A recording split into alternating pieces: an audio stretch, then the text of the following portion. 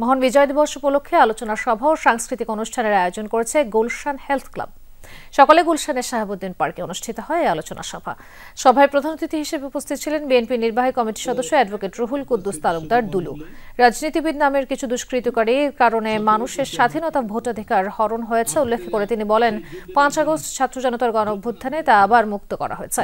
এ সময় বিচারপতি শাহাবুদ্দিন পার্কের উন্নয়নে যমুনা গ্রুপের প্রয়াত চেয়ারম্যান নুরুল ইসলামের অবদান নিয়ে স্মৃতিচারণ করেন। বলেন, এই পার্কে হাঁটার কিংবা বসার জায়গা ছিল না, এখন যে সুন্দর কার্পেটিং বা হাঁটার পরিবেশ তা হয়েছে নুরুল ইসলামের সহযোগিতায়।